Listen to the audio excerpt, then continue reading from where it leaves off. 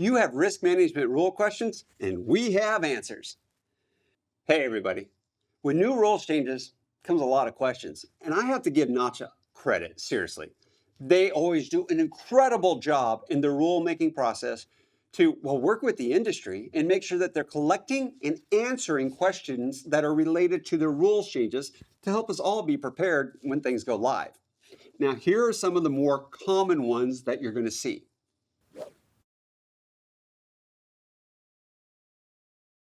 How is the new term false pretenses defined? This is how Nacha has defined the term, okay? This is their official definition.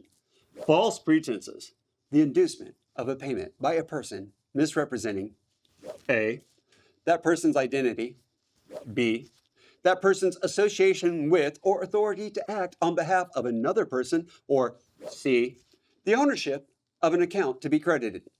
Right, that's their official definition, for real.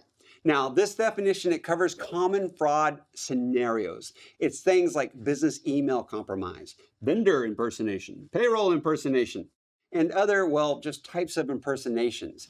And it's meant to complement language on unauthorized credits, or more like account takeover scenarios. It does not cover scams involving fake or non-existent or poor quality goods or services. We're about the payment, not the goods and services. That's something to be, well aware of. Now, this bears repeating in the form of a question. This bears repeating in the form of a question. I know I'm repeating myself. Well, what is covered by the term false pretenses? The term false pretenses includes common fraud scenarios, like I've said, business email compromise, vendor impersonation, payroll impersonation, and just other, payee impersonations that are happening out in the industry. Think of false pretenses as the fraudster, trying to wear a disguise or trying to convince or trick you. However, it doesn't cover scams that involve shoddy goods or services. It's not about the goods or services. It's about when people are being tricked into making payments. If a payment is made to the right person, but based on a lie, then it falls under false pretenses. Would you like some examples of false pretenses? Of course you do. Here you go. A scammer pretends to be the CEO and tricks a finance team into making a payment.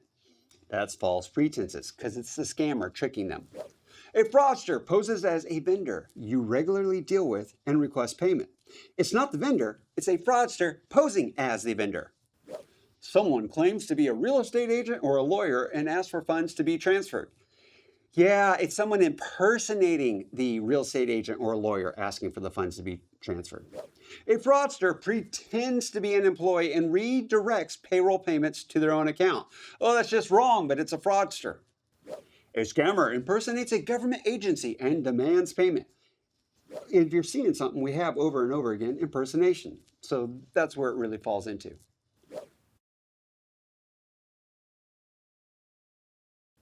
Now, what constitutes an unauthorized credit?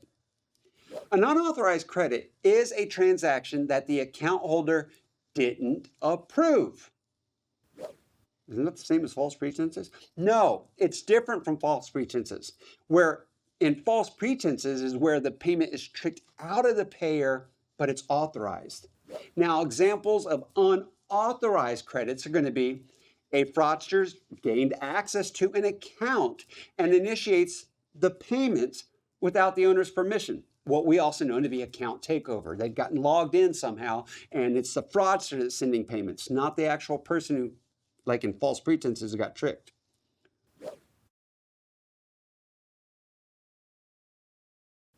What are examples of disputes that do not involve either an unauthorized entry or an entry initiated under false pretenses?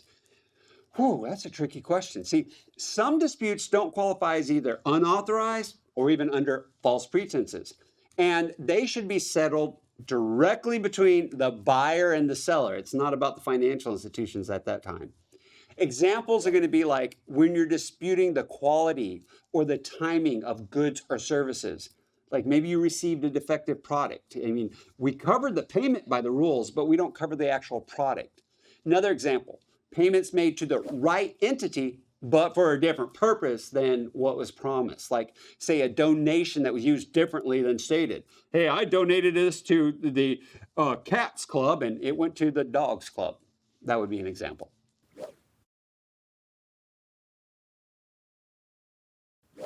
How will the changes impact Return Reason Code R17? The Return Reason Code R17 will now officially include uses for identifying fraudulent transactions or those made under false pretenses. It's like giving a name tag to a tool that financial institutions already use to spot and return suspicious entries.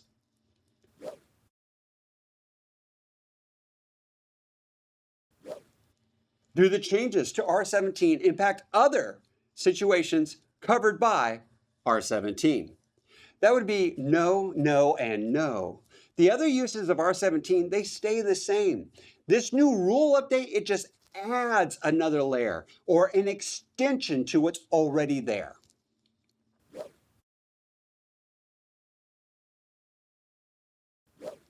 May an RDFI use R17 questionable to return entries suspected of being fraudulent or originated under false pretenses now, even though the rule change hasn't even taken effect yet?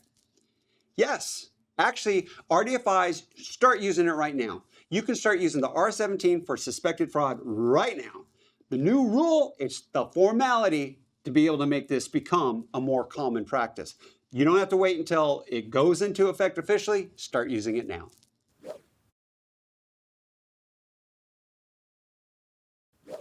Is an RDFI required to return an entry using R17 questionable when it suspects an entry may be fraudulent or originated under false pretenses? No, actually, you don't have to use it. Use of the R17 is completely optional. It's a tool that is you have there for your discretion, but not required.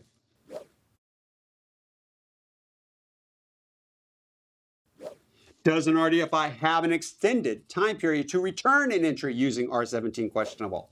No, you don't get more time with this. The standard 2-day return time period still applies. However, certain opt-in programs might offer more time and protections for returning suspicious ACH credits. Do know that maybe, but typically 2-day returns only.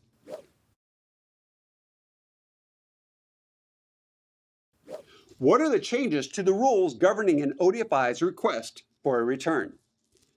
Well, previously, ODFIs could request returns only for errors or unauthorized entries. Now, ODFIs can ask for a return for any reason, aligning rules with common business practices.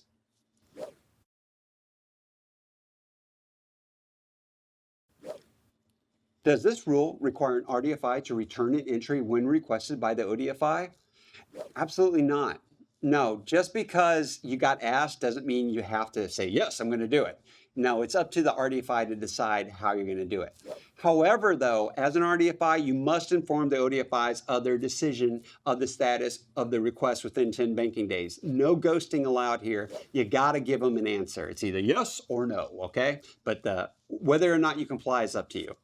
Whether or not you comply with sending it back, but you have to reply.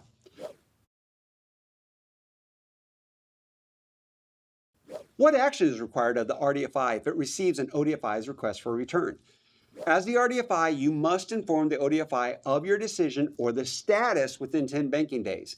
And you can do this simply by returning the entry or by sending a separate notification.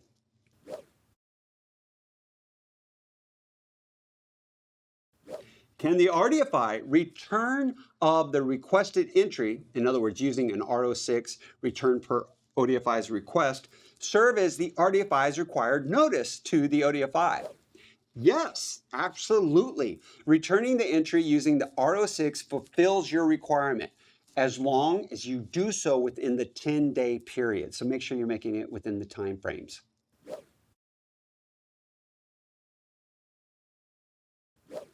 Do financial institutions have to wait until the effective date to comply with these new rules? Nope, nope, And no.